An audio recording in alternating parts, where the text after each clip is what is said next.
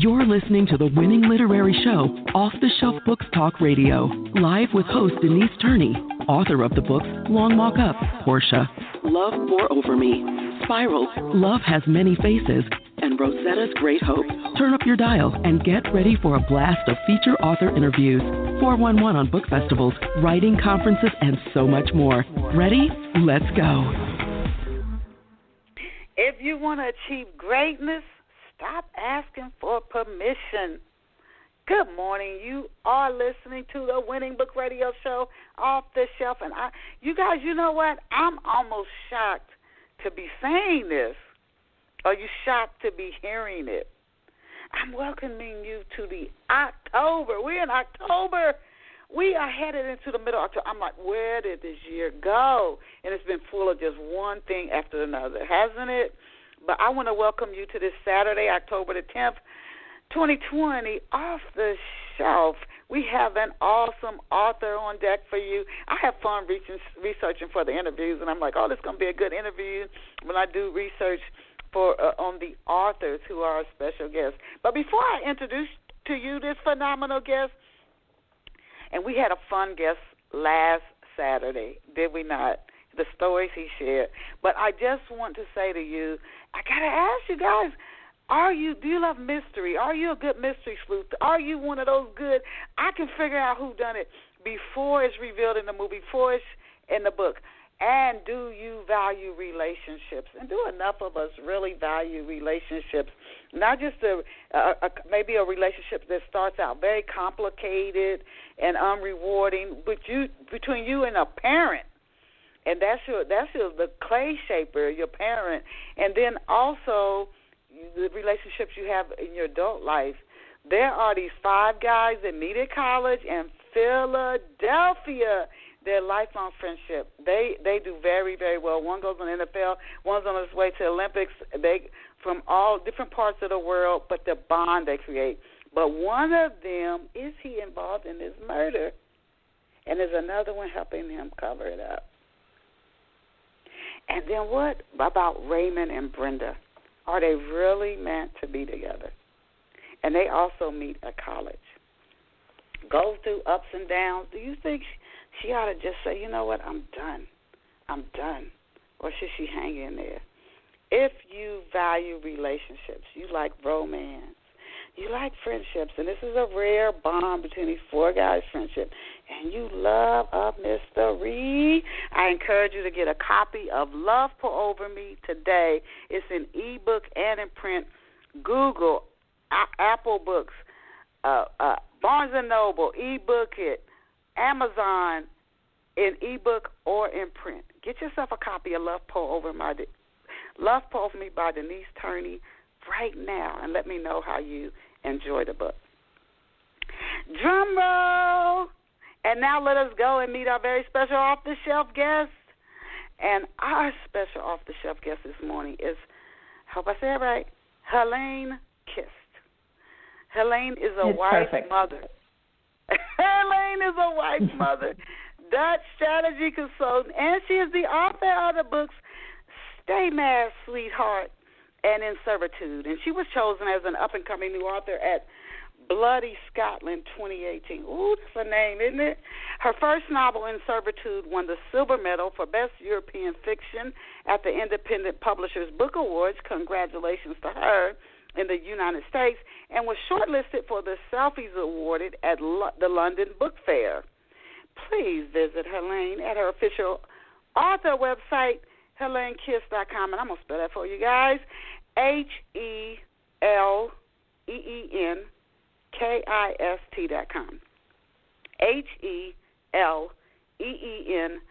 HeleenKist.com. HeleenKist.com. You can hop on over there right now, even as you listen to her interview. We are just honored to have Heleen join us on Off the Shelf this morning. Welcome, welcome, welcome to Off the Shelf, Heleen. Thank you. It's an absolute pleasure to be there. And we're delighted to have you here with us and to start digging into your books. But before we get into your books, the first 3 or 4 questions I ask you, I ask every off-the-shelf guest, so I can give our listeners a little backstory on our guest without just jumping right into their books. So to kick it off, Heleen, can you tell off-the-shelf listeners where you grew up and what life was like for you growing up? Well, you may hear my accent is a little bit of a muddle. I'm actually Dutch, and my father was a diplomat. So I grew up all over the place, and we tended to move every 3 years, a bit like an army brat.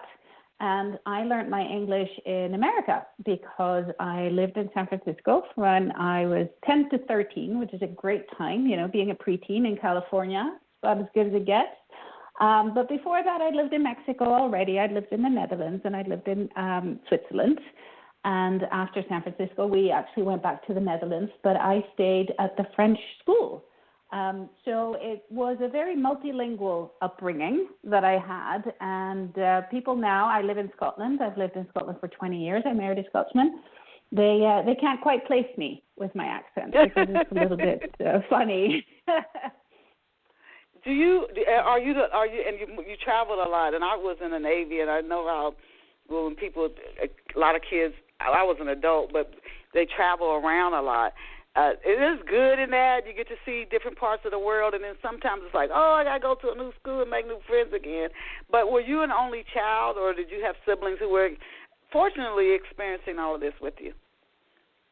I am the youngest of 3, actually, and funnily enough, they say among the diplomatic circles that 1 in 3 children struggle with the moving around so much. There's 3 of us, and I have to admit, my brother struggled. I found it interesting, though I wasn't too grateful the 2 times that we moved at Christmas, because that's tough. You come into a new class in school, everybody's made their little friendship groups, and then you come in January like, hi, be my friend. And it's really hard. So if you come at the start of the academic year, it's not too bad. But, for me, I thought it's been great. I speak, 4.5 languages, I would say. Wow. And I've lived in plenty of places. I have friends all over the world. I'm still in touch with my oldest friends that I made in San Francisco when I was 10, many, many years ago. And I think, it's made me quite extroverted and quite easygoing when it comes to meeting new people. I'm always up for it. I think people are fascinating. Okay.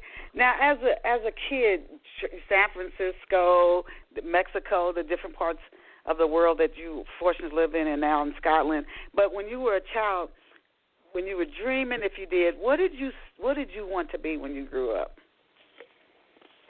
At around the time I lived in San Francisco, I would say I wanted to be an electrician. And I did start, I don't know why. I think my best friend's dad was an electrician. But I really liked just playing with wires, and I used to make lamps out of bottles, drill a hole in a bottle, run a wire through it, make a lamp. That was fun. And later I became, a little bit more attuned to the corporate life, and wanted to be the chief executive of the Dutch National Airline, because then you got to fly all over the world for free. I thought that would be really cool. Oh, I love your sense of ambition. I love that. I think that's awesome. Wanting to be the CEO. Good for you. Now, who or what inspired? Well, I didn't promise. But you had enough confidence to want it. Sometimes when we don't have confidence, we don't even I could never do that. So we don't even let ourselves dream about it. Who or what inspired you to pursue writing, and what birthed your love for books? I was, so as I mentioned, I was in a French school, and they're very big on their literature with a capital L. And I always got Madame Bovary shoved down my throat, frankly, every year. And I didn't particularly enjoy reading, I would say, as a consequence of that. And my mother used to want me to read the books that she liked as a child, but they were in Dutch. And because I was already, in school in French, and then maybe in the playground I was either speaking Spanish or English, I just couldn't be bothered. So I would have to say that, when I was about a teenager, I started reading some more accessible novels by Marcel Pagnol, for example, in French, and I really enjoyed that. But I think the reading came more as a grown-up, when I, was a little bit more exposed to, frankly, the selection that was out there. And I have a particular interest and love for crime and mystery and the kind of stuff that you write, Denise, and that I write. And so that came, I would say, much later. We do have a big library in the house now, and I'm one of these terrible people that actually gives away books when the bookshelves are full rather than get new bookshelves. But what inspired me to write was actually, it's coming back to that sense of ambition, where I had seen some people that I had known at university in the Netherlands. So I studied chemistry in Holland originally. And they wrote some books. And then a guy from my high school wrote a thriller, kind of a Dan Brown. Really, it was nice. It was called The Moroccan General. It was in French. And it's been translated in English as well. His name is Amin Jamai. And I thought, I don't remember him being any good at school. I don't remember him being particularly literary. And I really enjoyed his pacey style. I like a lot of James Patterson on holidays, on my vacation. So I thought, if Amin can do it, I bet I could do it. And really, I'd like to say it's my friends who inspired me. I then kind of told my Facebook friends very publicly on the 1st of January 2017, this year I shall write a book. Because that way, I just couldn't back out anymore. They were going to hold me to it. I know them. So 2017, three years ago, because I was going to ask you, how old were you when you knew you wanted to be a writer? So you were an adult. Some people, they say in 16 years of doing Off the Shelf, we've had guests on, they knew very, very young. And then some say somebody dared them. Oh, you can't win a writing contest. Oh, I dare you to write this. And then that's how they got started. And so yours seemed to happen just step by step, organically. And now here you are, 2017, posting on your Facebook page, sort of like holding yourself accountable to actually get it done, which might kind of lead into my next question before we start talking about your novel, In Servitude. But can you tell us, I've never heard of this term before, what does a strategy consultant do? The joke they make about strategy consultants is that they come and borrow your watch to tell you the time. And we basically, it's a professional services. You go and we work with companies or the public sector, government, and we help them with their strategy. And that strategy can be, how do I grow? How do I change the way my business operates? How do I set up something new? What other business should I merge with? And it's basically as an advisor using a range of tools. There's a lot of, mathematical modeling, maybe logic and number crunching associated, but there's also the creativity that is quite similar in many ways to writing a novel, and we could talk about that if you wanted, where you have to imagine a different range of futures and then decide how are you going to achieve that future that you want to have. Interesting.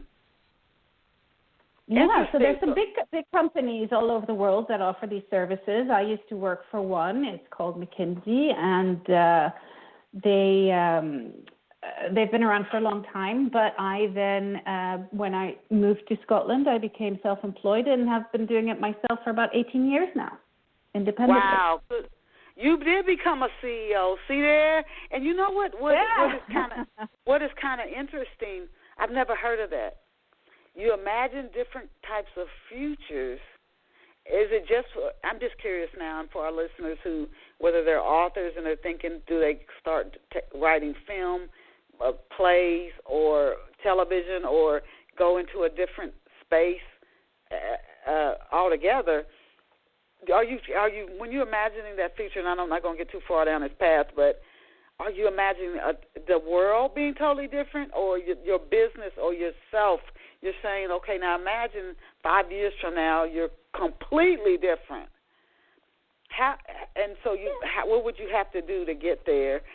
How does just curious, how then do you help the company or the person decide?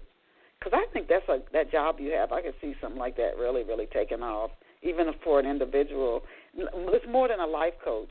How do you help somebody see, oh, but this is the future I do want? Yeah, and it's interesting that you say, it's as much for people as it is for companies. In a sense, it's easier for companies because if you think about just a proper company that is looking to make money, but also provide, other goals. Maybe you have a sustainability strategy and obviously take good care of your people. You look at, well, how do you make money? Well, I make money by selling things to customers. Okay, well, how can you make more money from each thing you sell for the customer, or how do you get more customers? And you can do it stepwise like that and say, okay, but if I, say I sell a widget that almost everybody in the world already has, then there isn't much more room to grow. So you have to come up, maybe invent a new widget, or you have to realize that your widget, if you turned it upside down, actually works for a new industry, and you can have a whole new group of clients. And so that's the creativity there that needs to come in. And it's, all the big companies like Apple and, the makers of Dawn dishwashing liquid, which is where I started my career, they all need to keep inventing and keep coming up with new ways to increase the number of customers they have, make sure their customers stay. Also, don't make them angry, don't do things that annoy them, and get them to buy more of your stuff. So in a sense, for a company, it's easier, but ultimately, whether it be for a company or for an individual, there are some similarities with the character arcs that we draw as novelists for our characters, where somebody, has a want, this want to make money, but they also have a need, which is to learn something about themselves. And the strategy consultant can help the company learn what is best, what is good about them, so that they can become the best version of themselves and, face the obstacles, go save the princess from the castle and vanquish the dragon. It's quite similar in some ways, because the companies will do well when they are the best version of themselves. Interesting. Oh, my goodness. For some reason, that's very interesting, the work that you do. I appreciate you sharing that. Now to your books. Now, in your novel, In Servitude, I wanted to ask you, why does Grace take over her sister Glory's cafe? So Grace,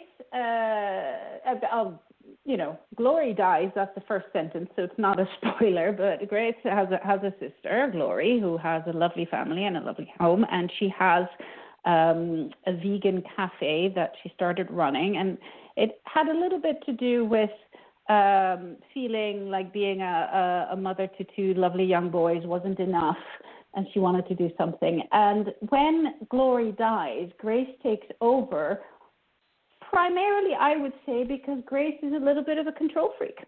And she wanted to make sure that it was in good hands. Glory's husband wouldn't be in any mental state to deal with it. In fact, Glory's husband didn't actually want Glory to have the cafe. So Grace feels that Glory's cafe is a part of her sister that she can keep and that she can work with. Of course, when she does that, she discovers things about her sister she probably didn't want to discover.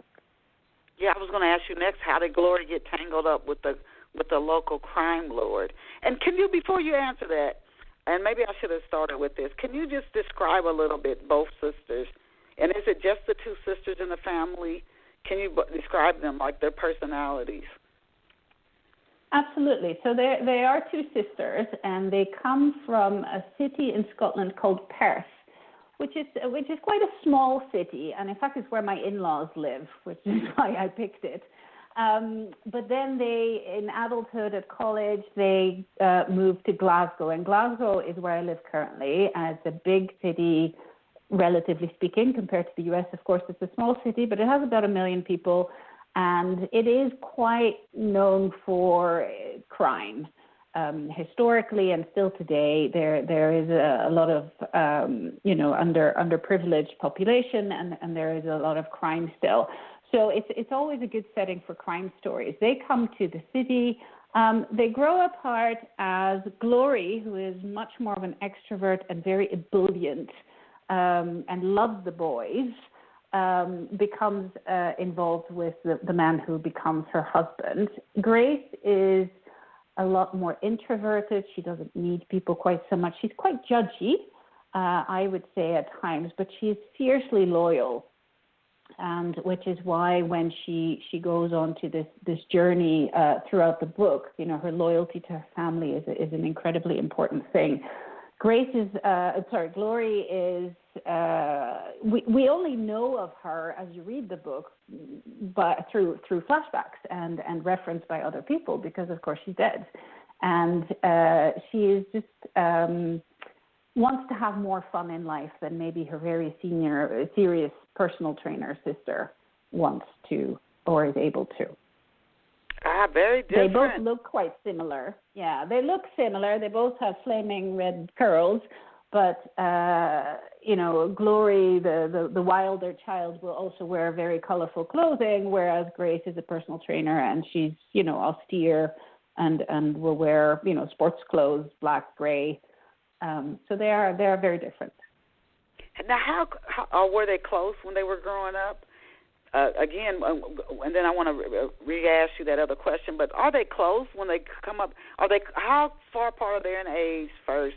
And are they close? Do they have a good friendship as sisters growing up together? Absolutely. They're only 18 months apart, which again wow. is an inspiration from my life. I have 2 children 18 months apart myself.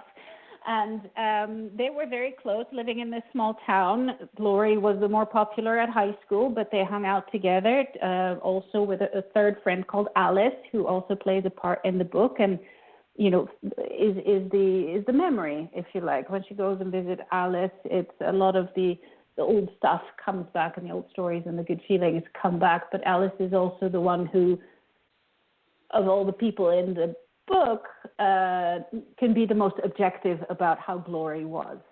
And I think that Grace idolized her sister and they were close, but maybe Glory wasn't as loyal as Grace is. Now how in the world did Glory get tangled up with the local crime lord? How in the world did she get caught up in that life? Well, I don't want to give too much away, but essentially she was the victim of some misplaced ambition. The place where she wanted to set up this vegan cafe was gentrifying, so it's a part of town that is near where I live, and it's quite nice. But they are becoming more and more shishi in the types of shops that are there and the cafes and, large sacks of avocados. And she thought that a vegan cafe would do well. And sadly, it doesn't do as well as she thought. And she gets behind on the rent. And that her inability to deal with that, because she doesn't want to admit it to her husband. This is supposed to be her endeavor. She wants to prove to people that she can do this, and obviously would lose a lot of face if she were to admit that she was failing. She thinks she can get out of it, but before she knows it, unfortunately, she's in the clutches of Glasgow's underworld. Wow. And you know what? I watch real-life shows that I watch. We care so much of what other people think of us. It's almost like a prison we live in. And the only way to get free is just to love yourself and stop caring so much. But how many people make decisions? Oh, my God, I've watched TV shows because they didn't want anybody to know they were struggling. They didn't want anybody to know the company was failing, so they started doing stuff. And then it's like a lot of them end up in prison. It's just, I'm like, oh, my God, just say it's failing and go on with it and just do something else, or don't dig a deep hole for yourself. And this story, In Servitude, sounds so intriguing. One thing about Off the Shelf I love, when I listen to the authors, and I'm sure our listeners as well, you listen to the author talk about the book, and then you're like, I want to get this book. It's just when the author starts answering the questions, it just reveals so much more, and it makes it more intriguing.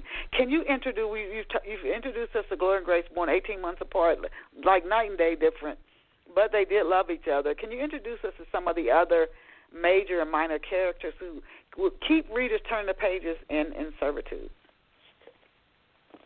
Yeah, so their parents actually are quite important in the book, which is why it's set in the two cities, Glasgow where they live and then Perth where they're from, because unfortunately their mother is starting to suffer from dementia, which their father has been hiding from them. And so on top of losing a sister, discovering her sister was embroiled with criminals, Grace also learns that her mother is is not doing well. And it is because her mother isn't doing well that her father, who is a big bear of a man, he's actually modeled on my father-in-law, a big bear of a man who goes and goes and sneaks a cigarette in the garden, then everybody pretends he doesn't actually smoke. And it's a close family, although you do get through some flashbacks and stories that you understand that the mother was quite harsh. She was a very strict mother. And so that makes it even more difficult for Grace to know what to do with a mother who's now sometimes, a little bit violent, sometimes a little bit confused, sometimes particularly affectionate. But because of her mother's condition, her father puts a big demand on her. Again, I won't spoil it, but it is an important part of the plot ultimately. The other person there's a few other characters. I mean, there are not too many characters. There's obviously some baddies, but in terms of the ones that are closest to the family, Dave is Grace's boyfriend. Dave is a plumber. And he is, he's a good man, and they have this relationship. And whenever Grace is trying to, essentially, she gets caught up with the gangster issue, and they then have a hold on her, and she tries to get out from under that, and she tries to continuously still keep Glory's secrets, because she doesn't want her sister's reputation in death to be tarnished.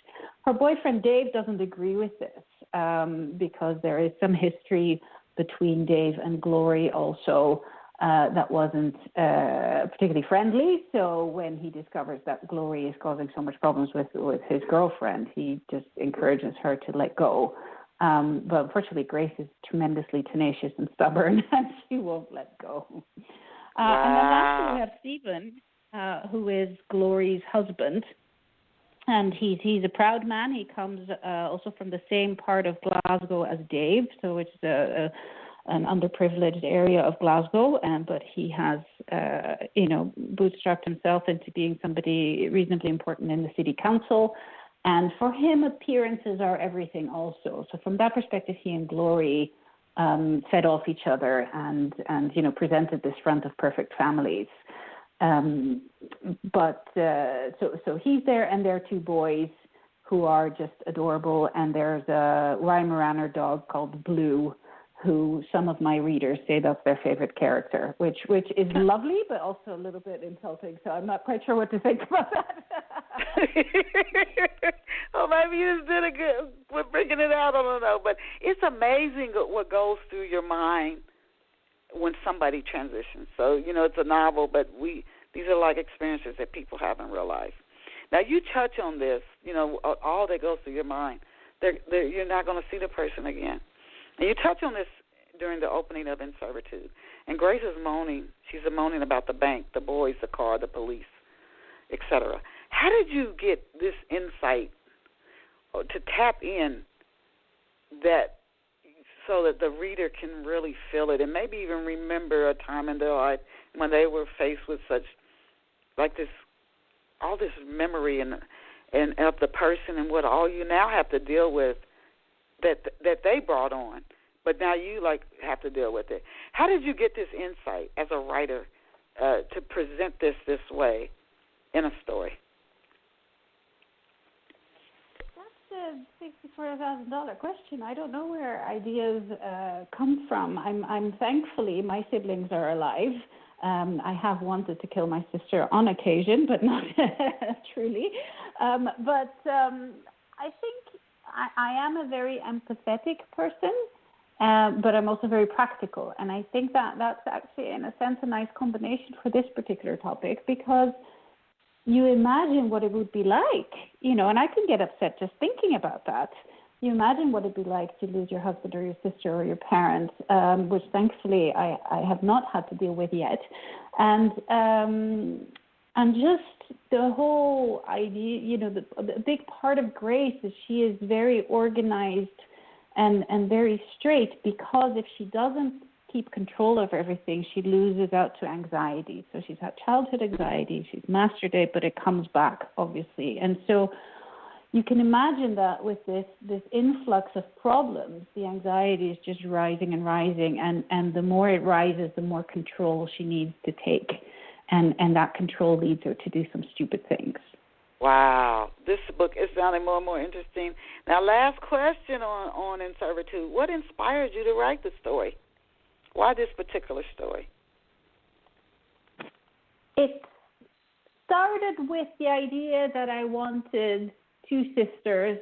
One would die and one would have a problem as a consequence of that. And that really was the bare bones of it. And then it was just a little bit of brainstorming in terms of, what could somebody have done wrong? And again, because I live in Glasgow and because I wanted to set it in Glasgow, in fact, Glory's house is my house, and I'm very lazy when it comes to research, then, it is a city that I'm making it sound like a terrible city. It's actually a lovely city. Please come and visit. We have lovely museums and everything, but it does also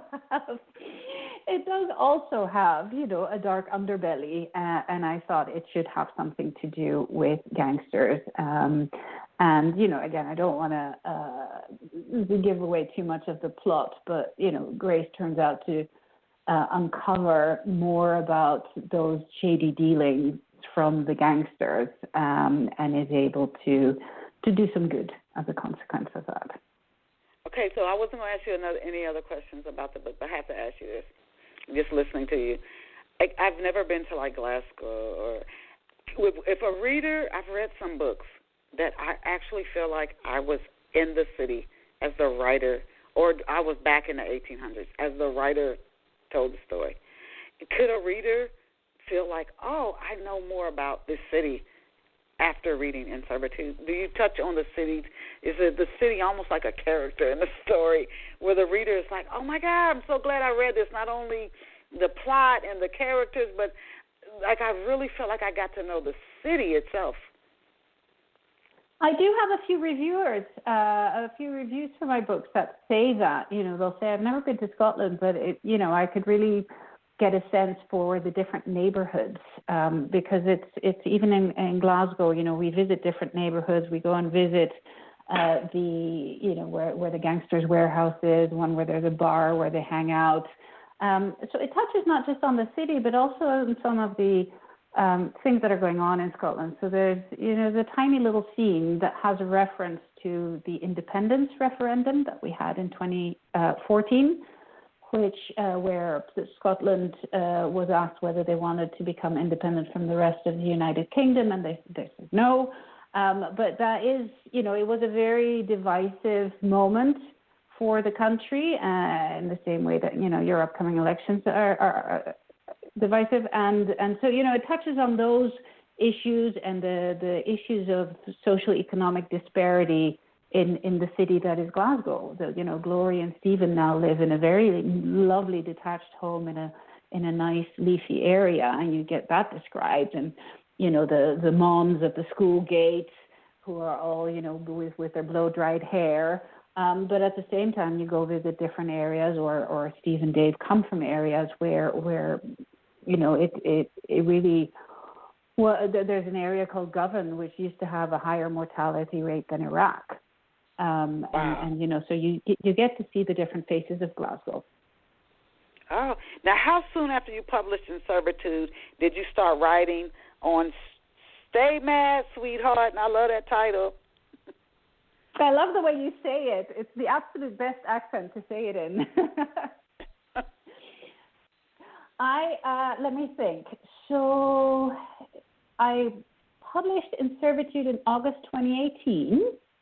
I self-published that one because, as I said, I just kind of, it wasn't a decision to become a writer as a career. I just decided to write a book, and that book was meant to be something that my friends would buy and my mom would read, and I didn't really have the hugest ambition for it. But then when I had I had set myself the target, as you know, of Christmas, and I had also therefore organized some strangers, some editors and beta readers to read it at Christmas, and therefore I could not fail but deliver on that time. And they just went nuts for it, and I thought, oh my God, it's a real book? You mean it's a real book? So it's a little bit, obviously I thought it was good, otherwise I wouldn't have, written it the way it was, but it was still a very nice validation. And so I ended up, self-publishing. I was selected, as you said, on Bloody Scotland, which is a literary festival that takes place once a year in Stirling, right by the castle, as an up-and-coming author. And that really opened the doors to, building a lot of relationships in publishing and with the book bloggers and, some other people. And so when I wrote Stay Mad, let me think, I would have started straight after then, probably September 2018, finished in March 2019, and then it was published with a small independent press called Red Dog Press in November 2019. So all fairly fast, because I'm a pretty impatient person. So the whole publishing industry with the 6 months to get an agent to even answer, your email is a little bit tricky for me. Okay, good for you. Good for you. I think that's a quick turnaround, and they do tell authors, I don't have like real quick turnarounds with my books. I just promote, market, but I do have 2 new ones coming out. But they tell authors if you can bring one out like once a quarter, you can really build your audience base, and some writers have done that, and after 5-10 years of it, they're making a very, very nice income, well into 6 Absolutely. figures. And that's not for everybody, but that's one path. I've heard writers say, it might not be to that 9th or 10th book, and then boom, it takes off. So, but that's a good quick turnaround that you have. So I do one a year, which is not one a quarter, but one a year. I've written my 3rd also, but I haven't figured out how I'm going to bring that one to the market yet. Oh, well, good for you. I mean, kudos. Can you give off-the-shelf listeners an overview of Stay Mad, Sweetheart? Absolutely. So Stay Mad, Sweetheart is quite different to my first novel, In Servitude, and that it is set in a corporate setting. It's a lot closer to my day job, if you like, but it's the story of Laura, who is a very shy, bookish data scientist, co-founder of a data science startup, which is doing very well, and it's about to be acquired by like a Google-like entity. And her best friend, Emily, who has a date with a famous movie star that ends up in an area of questionable consent. And when she writes about that experience on a blog, the world explodes, as has been the case in real life for similar situations. It's based a bit on the Aziz Ansari story. And she then gets hounded and trolled online, and that flows into offline, into real life. And so that has very damaging impact on Emily, and Laura vows to find the culprits who have been harassing her.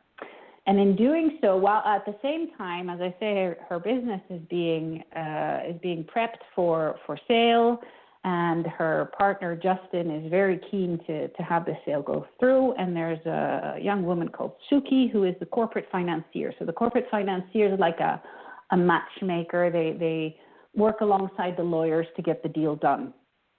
And while she and Suki are working on getting all the paperwork together, they're also working with a woman called Claire, who is then the event planner, who was already planning the annual conference, but they're going to announce this big deal at the annual conference. And as we follow these 2 intertwining stories, the women discover that each of them hasn't been treated fairly in the workplace. And ultimately it becomes a kind of, revenge pact that they make. They join forces basically to wreak havoc on the people who have treated them unfairly. So the book really is a bit of a feminist thriller, I want to call it, but it's not anti-male by any stretch. I have a lot of huge male fans for this book because it's very nuanced. It tackles really the gray areas of consent, the gray areas of discrimination, the gray areas of harassment, where somebody might think this was a bad thing, and somebody else might think, well, was it because of that? Was it because of something else? So it's quite an intelligent book from that point of view, because it really makes you think about all these situations. What would I do? What would I think? You know, would that be my view? But at the same time, it's a very fast-paced, fun, dark at times, very dark at times, but also just kind of this, you know, imagine the movie 9 to 5 and the First Wives Club, you know, those things from the 90s and 80s, that kind of vibe it has. Now, how old is Laura, and is she ambitious? Is she driven? How old is she? Like, yeah. So she's 25. She's and young. She's got, you know, yeah, she's young. These women are young compared to my other characters. So these women are all in their mid-20s. They're ambitious, but Laura she just likes to do the work. So she loves data science, and what she builds is basically computer models that look at, if you imagine you're in your company and you guys are all writing emails to each other, her computer program can look at the language that you use and then determine, oh, Denise is a little bit upset today. Or, wow. You know, Denise doesn't seem very satisfied with her job right now. Maybe we should, you know, have a chat to her.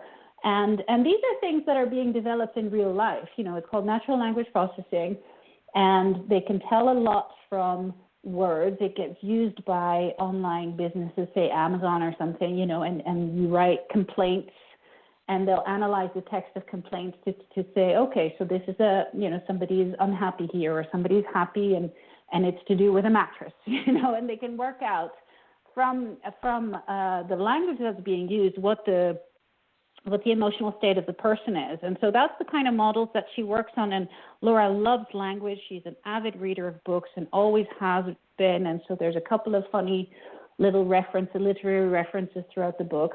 But this love of language is what keeps her going, and it's love of language that solves the mystery, ultimately.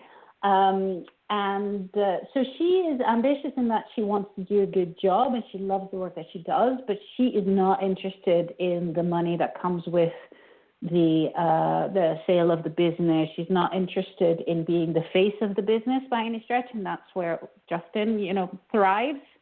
And that's kind of the role that they agreed. And that's why it becomes a little bit of a gray area when she discovers that maybe she didn't get as much of the pie as she should have, because they then try to argue that it's different, but you haven't done the same. And so it's quite difficult. Suki, on the other hand, the corporate financier, is tremendously ambitious. And she is small in stature. Her parents are originally from Thailand.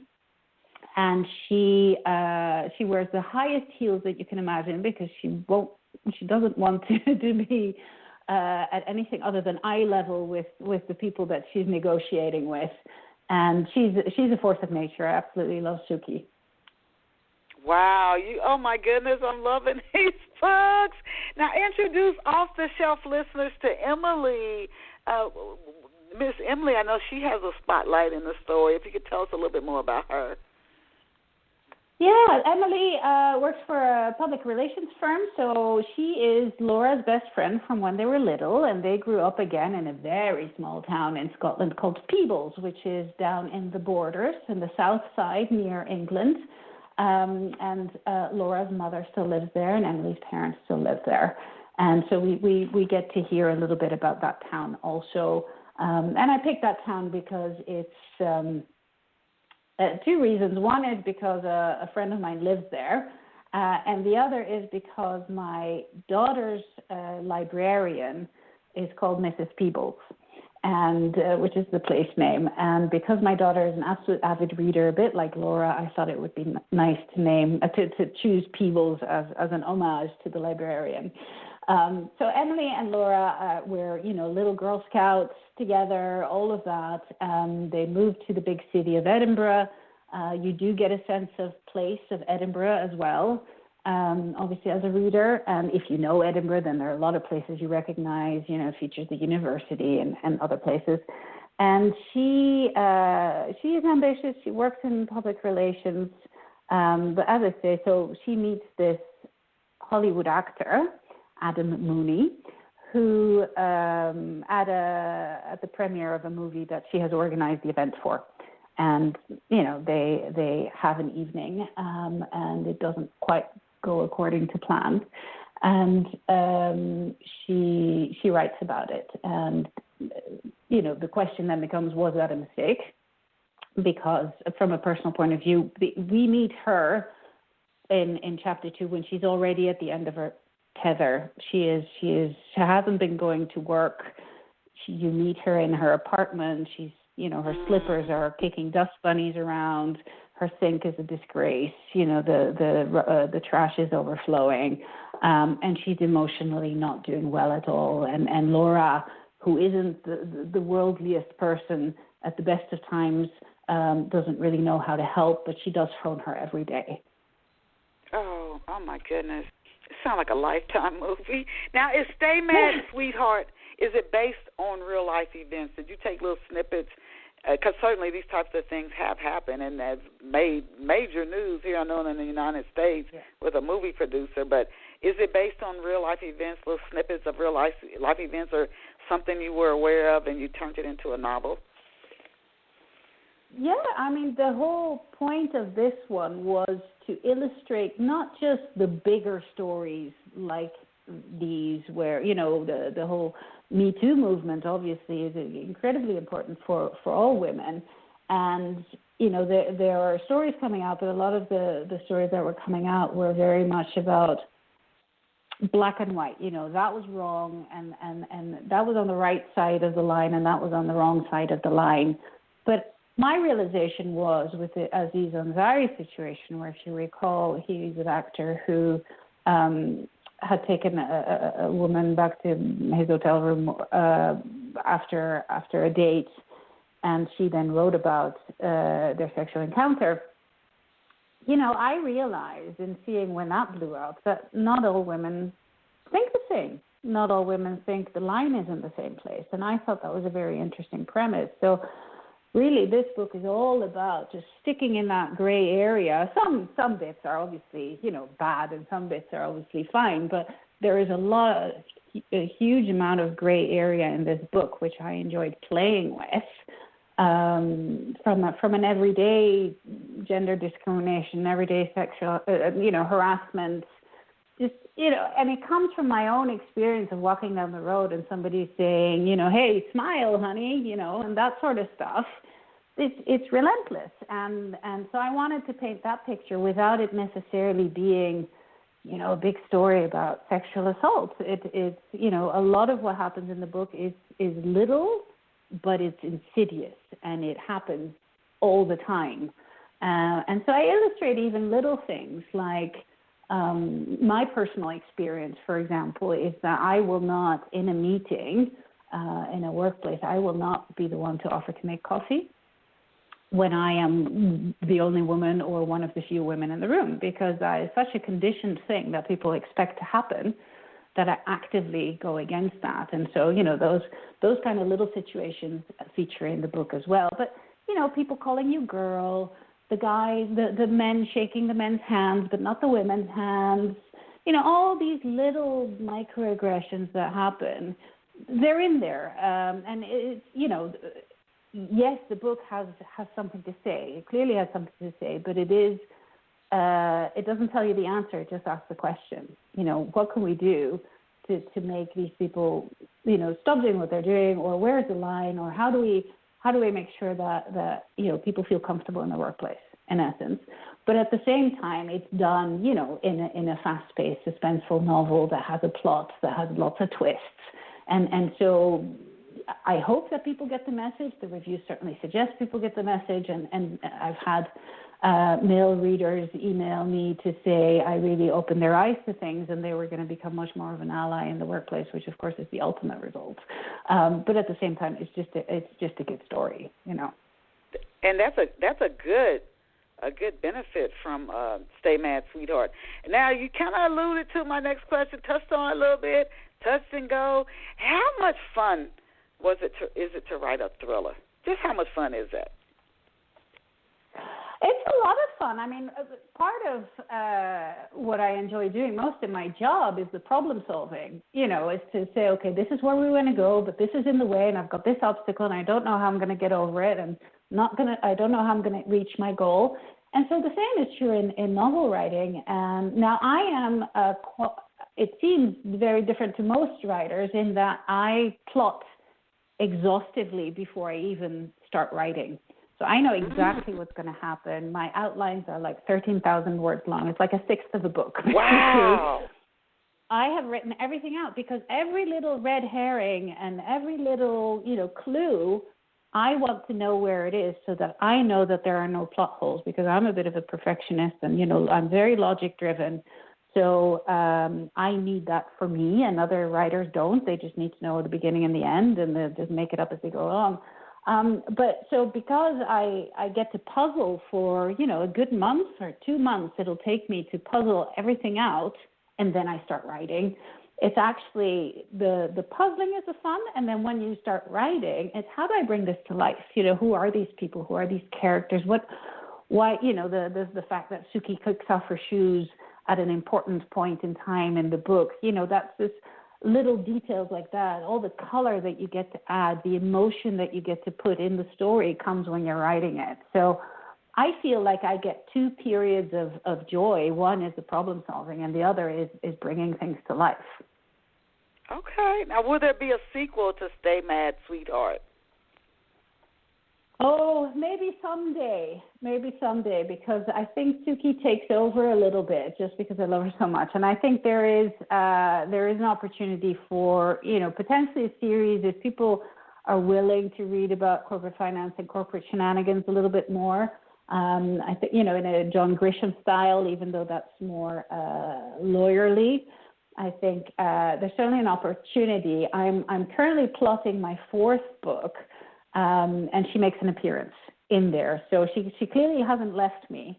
Laura is I think Laura's story has finished. I mean, she might show up, but I think the oomph and the power that Suki brings to things could make it a lot of fun to write another one. How did you come up with that title? Stay Mad, Sweetheart. How did you come up with the title for the book? Well, it was called Smile on Demand at first, because obviously that's what we are asked to do often. And then I was on Twitter. I spend way too much time on Twitter, so if you want to follow me, it's HKist. I was on Twitter, and somebody was having an argument, and I saw somebody write Stay Mad, Sweetheart. And I went, oh, my God, that's it? That's it? Wow. Get out of here. Great title. Interesting how it came about. Now, who drew the illustration for your book cover? I love the illustration. And what was that like working with the illustrator?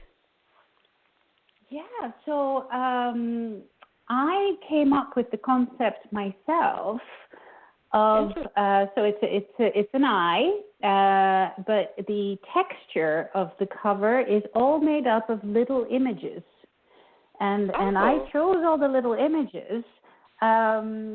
And because they're all images of women in the workplace or other things that feature in the book. So in this novel, you not only have a cat, but you also have a ferret. And so if you look microscopically at some of the images in the book cover, you'll have the occasional ferret as well. So it's like a mosaic made up of images of workplace and things that happen in the book. But then that gets turned into this big eye, and this big vengeful eye, in essence, that is looking at the back of a man. And that is the design. So I worked with the publishers and the designer that they use also, who I never met, actually. It was all via email and back and forth to create the final cover, which is great. Wow. Oh, I love that cover. I just pulled it up again for our listeners. Stay Mad, Sweetheart, Heleen Kist. Can you share 3 to 4 steps you've taken as we come down to the last 5 minutes of today's show? Can you share 3 to 4 steps you've taken, Heleen, that you found to be effective at getting the word out about your books? Yeah, Yeah, I think I don't know what the situation is in the U.S., but certainly in the U.K. there's a very tight and large community of book bloggers. So people who absolutely adore reading books and then write reviews on their blogs, and they are tremendous supporters of, independent authors who find it much harder to get their books out there. So I was lucky enough that with In Servitude, I approached a few book bloggers and I met a few at Bloody Scotland, the literary festival, and they were willing to review my book. And then you just get a little bit more visibility and you get a little bit more credibility. Now, it used to be like you Googled my name and you get all my business stuff, and now you Google my name and it's all book bloggers writing about my books. And so I found that very good. I tried to send the book to some people who might be influencers in a particular area, particularly Say Mouth Sweetheart. I sent it to a professor at Stanford, actually, in data science, she runs a conference on women in data science, and I thought, oh my God, you have to read this book. And on top of that, she was Dutch. So I just sent it to her and she loved it. And then, she had this big virtual international event that she held the book up and said, hey guys, you need to read this because it's about a woman like us. Awesome. Great. Awesome. Yeah. Oh my goodness! And then I get to speak with Denise on the radio. Just taking that initiative and getting out there, and like you say, radio interviews, and somebody who's an influencer, not only a book blogger, book reviewer, but the lady at Stanford, that they specialize in this area, and I think they would enjoy it. And for her to do that, that is just awesome. Can you give us a glimpse? We only have about 3 minutes left, but can you give us a glimpse into the next book that off-the-shelf readers can expect to see on the market from you? Thank you. Yes, it's more in line with In Servitude again, so it's a domestic suspense. That involves gangsters. It's set in Glasgow again, and it's the story of Radha, who is a dentist, and she becomes traumatized by the death of a patient in her chair, which then reawakens some other past trauma in her life. Her mother died, and she becomes hooked on Valium. Basically, she starts popping pills, which is a real problem. Again, all I'm trying to do is illustrate real-life problems that people face. She becomes hooked on pills, and when she can no longer, get her hands on them without endangering her dental practice, which she shares with her husband, she goes online, but then the website that she chooses happens to be owned by the local criminals, and they recognize who she is when she picks up the parcel and blackmail her, essentially, into dealing through her clinic. And, wow, you're right. Oh my God, here she is, a strategy consultant writing these awesome thrillers. Oh my God! Yeah, and again, she's in her 40s. She's undergoing perimenopause. She's got a teenage son who's distancing, which is a very normal thing to do. But she loves him, and she doesn't want that to happen. And so there's a lot of recognizable emotion for working women, working mothers, the mothers at the school gates as well, who aren't always very friendly. But on top of that, Radha is from a Indian family, so her parents came via Uganda, actually, to the UK. And so she has that additional pressure of the aunties, all the aunties and uncles, the friends of her parents, who are all watching you grow up, watching you what you do. Everybody lives in the same area, same part of town, which again is my part of town. So, these characters are people I see around me. I hope they're not hooked on drugs, but they could be. And I do have a number of friends who are dentists, and my sister-in-law is a dentist, and so that's why I chose a dentist, because again, it's my research that consists of having drinks with my friends. Where can off-the-shelf listeners get copies of your books, Helene? My books, both In Servitude and Say Mouth Sweetheart, are available on Amazon and Barnes & Noble and, most bookstores. Stay Mad Sweethearts on Kobo as well. In Servitude is not in the ebook. And the next one, I don't know yet. It's not out yet. But yeah, they're widely available if you just search for my name or the titles of the books. Oh, my goodness. What a pleasure. I just enjoyed this interview. We have had the absolute delight of interviewing author Heleen Kist, and that's Heleen. There's 2 E's. 3 E's actually in her name, HELEENKIST. Her website, HELEENKIST.com. Please visit her online and go out and support her and get copies of her books. Didn't they sound delightful? Listeners, Stay Mad Sweetheart and In Servitude. Again, Heleen Kist, HELEENKIST.com. Thank you, Heleen, for being here with us this morning on Off the Shelf. So enjoyed you. And I thank all of our listeners for being here with us. Remember, set your clock, set your calendar, Saturday morning, Eastern Standard Time or New York City time, 11 a.m. Saturday morning, 11 a.m. New York City time, Eastern Standard Time. You're going to catch Off the Shelf, and you're going to be so treated with authors like Heleen Kist. She was just fabulous today. And remember, as I always tell you, you are awesome. You are amazing. You are phenomenal. Go out and create an awesome day for yourself. Heleen, I'll shoot you an email when the show finishes streaming. Thank you, thank you, thank you. Bye for now. Thank you.